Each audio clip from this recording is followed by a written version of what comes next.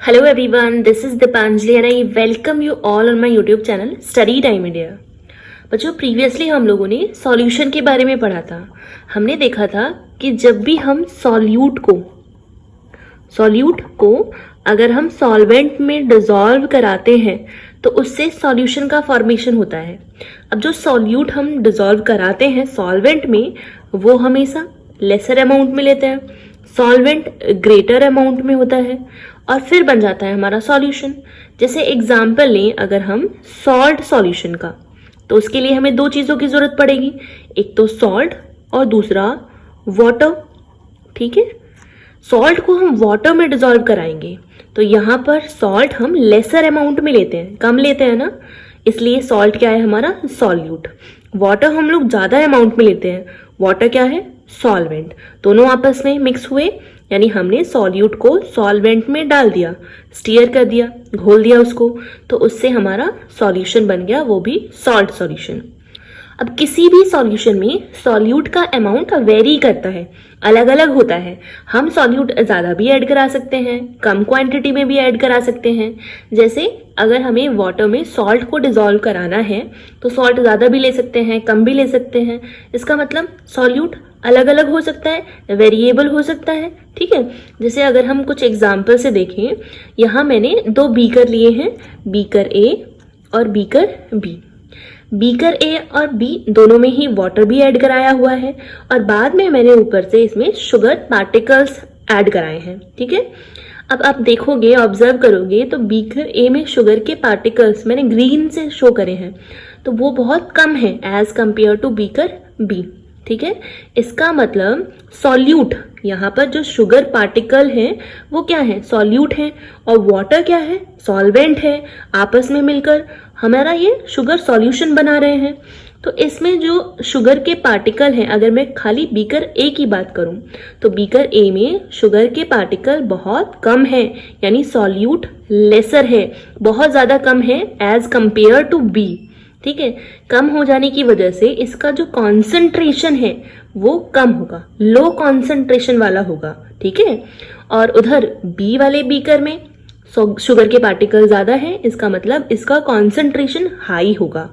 तो किसी भी सॉल्यूशन में सॉल्यूट के पार्टिकल ये बताते हैं कॉन्सेंट्रेशन ज़्यादा होगा या कम होगा। ठीक है, यहाँ पर कम होने की वजह से इसको लो कॉन्सेंट्रेटेड कहा गया है और यहाँ पर सॉल्यूट के पार्टिकल यानी शुगर के पार्टिकल ज़्यादा होने की वजह से इस सॉल्यूशन को हाई कॉन्सेंट्रेट वाला कहा गया है। तो इसको हम लोग डाइल्यूट या फिर लो कॉन्सेंट्रेशन वाला कहेंगे। ठीक है, और इसको हम लोग कॉन्सेंट्रेटेड सॉल्यूशन कहेंगे।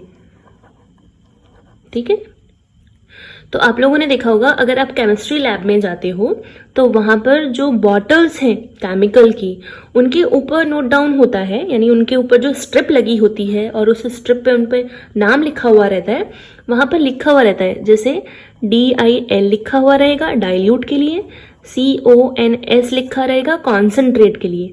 डाइल्यूट मान लो यहाँ H2SO4 है, dilute sulphuric acid, concentrate sulphuric acid. ठीक है, तो ये बताता है डाइल्यूट का मतलब क्या होगा कि इसमें सॉल्यूट कम है। ठीक है, कॉन्सेंट्रेशन लो है इसलिए डाइल्यूट है। यहाँ कॉन्सेंट्रेशन H2SO4 का मतलब इसमें सॉल्यूट ज़्यादा है, इसका मतलब कॉन्सेंट्रेशन हाई है।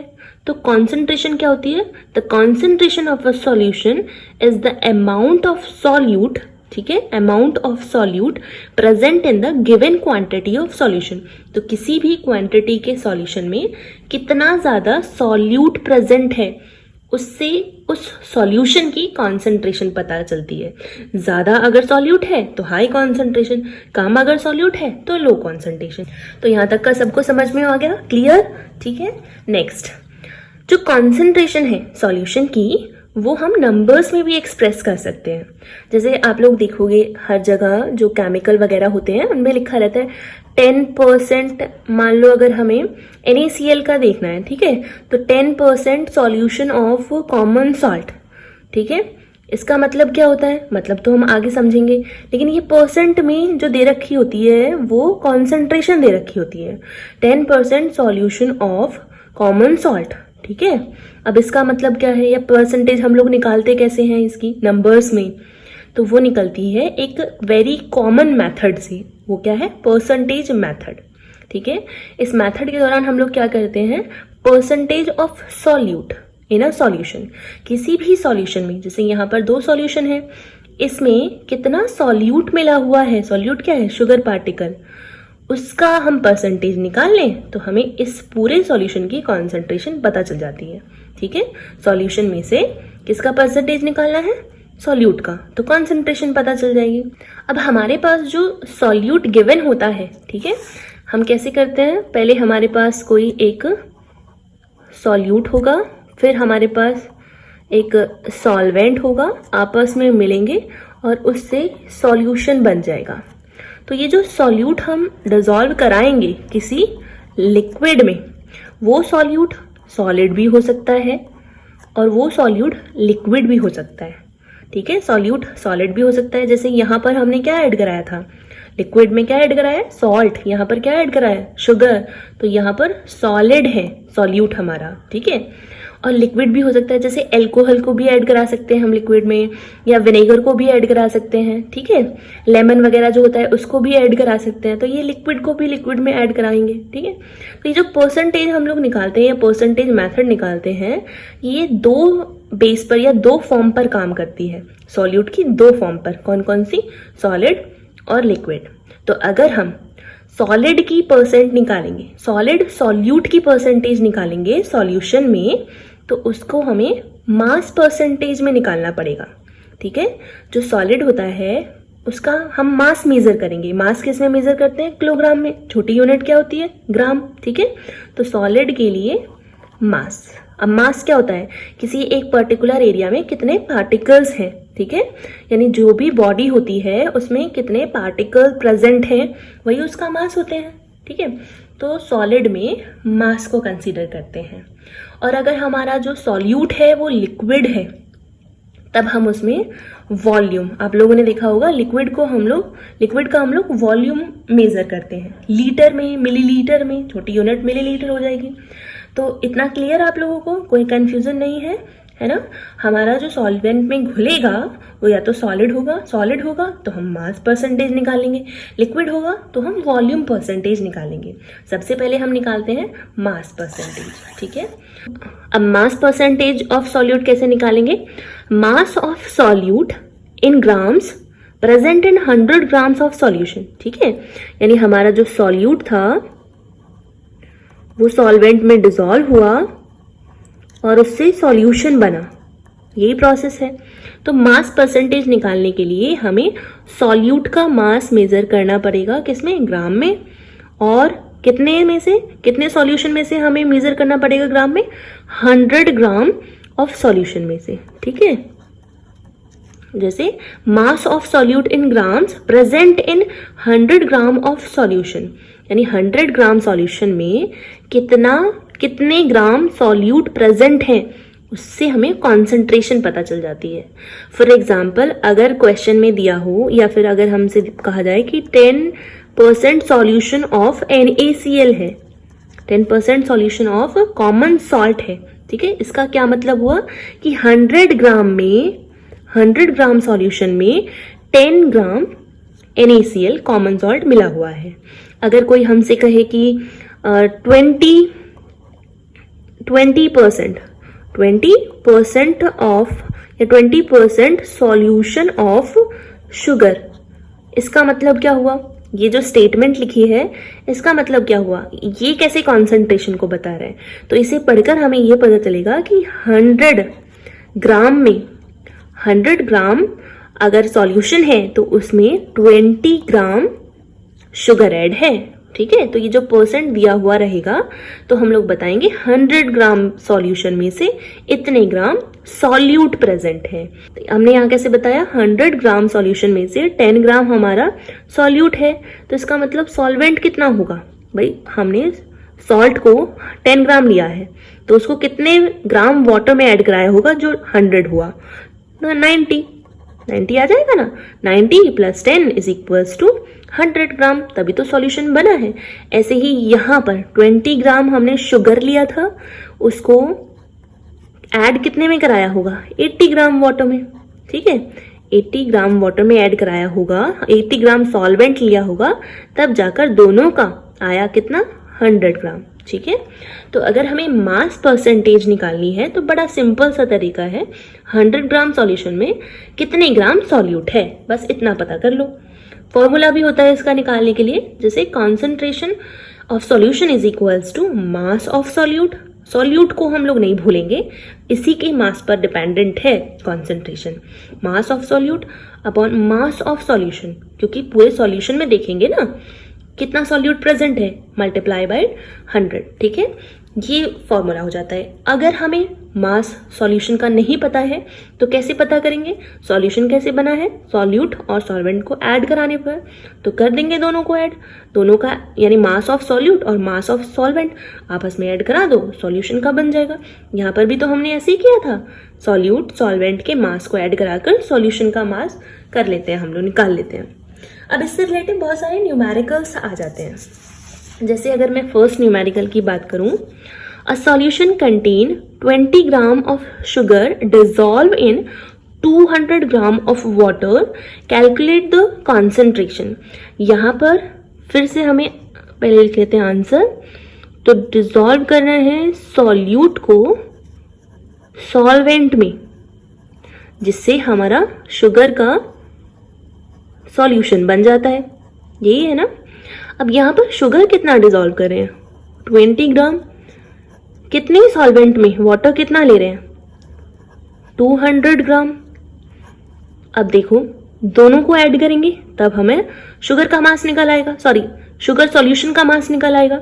तो कितना है यहाँ पर? 220 ग्राम। ये पूरा हो गया सॉल्यूशन का मास, ठीक है।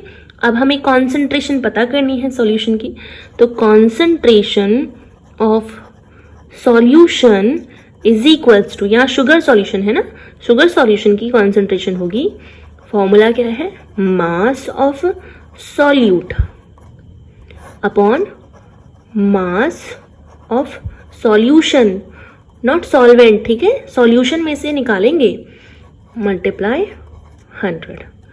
तो mass of solute that is solute का मास 20 ग्राम अपॉन सॉल्यूशन का मास कितना आया है?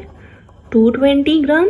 ग्राम से ग्राम, यहाँ 100 भी ऐड कराते हैं, 1 0 से 1 0 कट जाएगी और अप्रॉक्स में इसका आंसर आ जाएगा ये 9.09%, ठीक है। तो इतने ग्राम इतने परसेंट ये इसका कॉन्सेंट्रेशन निकल कर आया है। तो ऐसे ही न्यूमेरिकल हम लोग सॉल्व कर सकते हैं, ठीक है। अब जैसे ये यहाँ पर आया है आंसर 9.09% है, इसका क्या मतलब है कि 100 ग्राम सॉल्यूशन अगर होगा, शुगर सॉल्यूशन, तो उसमें से ये शुगर कितना मिलेगा, सॉल्यूट कितना मिलेगा? 9.09 ग्राम, 9.09 ग्राम, ठीक है। ये हो गया परसेंट में नहीं, ग्राम में हो गया शुगर, और सॉल्यूशन ये हो गया था, और इसमें ही मतलब इसमें से हम इस वैल्यू को माइनस कर देंगे तो हमारा यहाँ सॉल्वेंट भी आ जाएगा। आप मुझे बताओगे कमेंट बॉक्स में कितना यहाँ पर हमने सॉल्वेंट का यूज किया था, ठीक है। तो नेक्स्ट हम लोग देख लेते हैं सेकेंड टाइप, जिसमें कि हम लोगों को वॉल्यूम परसेंटेज निकालनी है किसी भी सॉल्यूट में, ठीक है।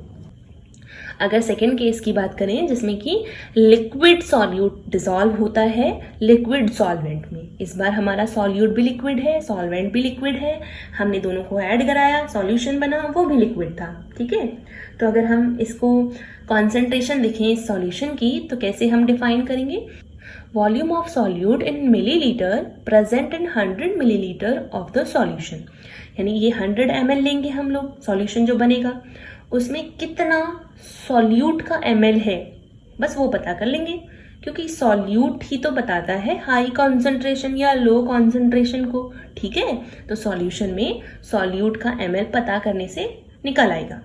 जैसे फॉर्मूला भी है इसके लिए, concentration of solution is equals to volume of solute. इस बार हमें मास नहीं लेना है बल्कि वॉल्यूम लेना है, मास हम लोग सॉलिड के स्टेट में लेंगे, यहाँ हम लिक्विड को कंसिडर कर रहे हैं, तो volume of solute upon volume of solution multiply 100। अगर हमें सॉल्यूशन का वॉल्यूम नहीं दिया हुआ है और निकालना है तो सॉल्यूशन कैसे बना था, सॉल्यूट और सॉल्वेंट को, तो दोनों का वॉल्यूम ऐड कर दो, volume of solute plus volume of solvent, add करने पर हमें इसका निकल आता है। फिर जो आएगा आंसर उसको यहाँ पर फॉर्मूले में फिट करके हम लोग पूरा क्वेश्चन सॉल्व कर सकते हैं। ठीक है, तो जैसे अगर क्वेश्चन में या फिर अगर किसी बॉटल वगैरह जो होती है केमिकल की, उस पर लिखा हुआ रहता है कैसे 20% ऑफ एल्कोहल या 20% सॉल्यूशन ऑफ एल्कोहल, इसका क्या मतलब हुआ कि 100 ml में 100 ml सॉल्यूशन में 20% एल्कोहल मिला हुआ है। ठीक है, 20% मतलब 20 ml एल्कोहल मिला हुआ है, तो बाकी कितना वाटर है 80। ठीक है, सॉल्वेंट कितना है 80, तभी तो 20 + 80 100 हुआ। तो अगर यहाँ पर 30% लिखा हुआ हो, अगर बॉटल पर 30% ऑफ सॉल्यूशन ऑफ विनेगर, ठीक है, विनेगर क्या होता है, लिक्विड होता है, उसको हम वाटर में ऐड कराएंगे। तो अगर ये लिखा हुआ हो बॉटल पर कि 30% सॉल्यूशन ऑफ विनेगर, इसका क्या मतलब हुआ कि 100 ml में 100 ml सॉल्यूशन जो बना है उसमें से कितने ml, 30 ml क्या है, विनेगर है, और बाकी बचा हुआ क्या है 70% क्या हुआ, वाटर। तो बड़ा सिंपल सा फिनोमिना है, अगर आप समझना चाहो तो इजी वे में। ठीक है, तो जो भी परसेंट दे रखी होगी हम लोगों को उतनी परसेंट किसकी माननी है, सॉल्यूट की, और बचा हुआ जो परसेंट होगा वो हमारा सॉल्वेंट होगा, लेकिन टोटल 100 आना चाहिए। ठीक है, कुछ न्यूमेरिकल्स आते हैं इस फॉर्मूले से रिलेटिव, जैसे कि हम देखें if 2 ml of acetone is present, acetone क्या होता है, एक केमिकल होता है और नील पेंट को रिमूव करने में हेल्प करता है। तो अगर 2 ml of acetone is present in 45 ml of its solution, calculate the concentration. ठीक है, यानी इस बार हमें सॉल्यूट भी दिया है, सॉल्वेंट है, आपस में मिक्स करेंगे, सॉल्यूशन बनेगा, दोनों ही लिक्विड है। तो 2 ml दे रखा है हमारे पास यहाँ एसीटोन, और यहाँ पर 45 ml सॉल्यूशन दे रखा है, 45 ml। ठीक है, तो ये नहीं दे रखा हमारे पास, निकाल लेंगे वैसे, यहाँ 45 है। ठीक है, 45 में से 2 माइनस कर दो, कितना बचेगा, 43 ml वाटर है, निकल ही गया। ठीक है, अब फॉर्मूला लगाकर हम कॉन्सेंट्रेशन निकाल लेंगे। तो फॉर्मूला क्या होता है, concentration of solution is equals to volume, इस बार वॉल्यूम लेंगे ना, तो volume of solute upon volume of solution, solvent नहीं लिखते हैं, सॉल्यूशन लिखते हैं, इनटू 100 लगाएंगे फॉर्मूले में। वॉल्यूम कितना दे रखा है सॉल्यूट का, 2 ml, सॉल्यूशन का 45 ml मल्टीप्लाई 100। ठीक है, अब इसको हम, ये हो जाएगा 200 अपॉन 45, और जब हम लोग इसको कैलकुलेट करेंगे तो 4.4 के अराउंड में परसेंट आ जाएगा। ठीक है, तो किसी भी इंडस्ट्रीज वगैरह में ये लिखा हुआ रहता है बॉटल पर, केमिकल वगैरह की बॉटल पर, या फिर जो मास दे रखा होता है सॉलिड में उस पर लिखा हुआ रहता है। ठीक है, जैसे मैंने प्रीवियसली भी बात की है, अगर यहाँ लिखा हुआ होगा जैसे 30% सॉल्यूशन ऑफ शुगर, इसका मतलब क्या होगा कि 100 ग्राम में, ग्राम लेंगे ना हम लोग, 100 ग्राम सॉल्यूशन में 30 ग्राम शुगर है, और बचा कितना यहाँ से 70, तो 70 ग्राम हमारा वाटर हो जाएगा। ठीक है, ऐसे ही यहाँ पर अगर लिक्विड दे रखा होता कोई, तो ऐसे ही वो हो जाता, यहाँ पर हम मिलीलीटर में ले लेते। तो आई होप आप लोगों को ये टॉपिक समझ में आया होगा, और अगर टॉपिक से रिलेटिव कोई भी प्रॉब्लम हो तो मुझे कमेंट बॉक्स में ज़रूर बताएं, और अगर आपको वीडियो अच्छा लगे तो लाइक भी करें, सब्सक्राइब भी करें, और मेरे चैनल को शेयर भी करें। Thank you.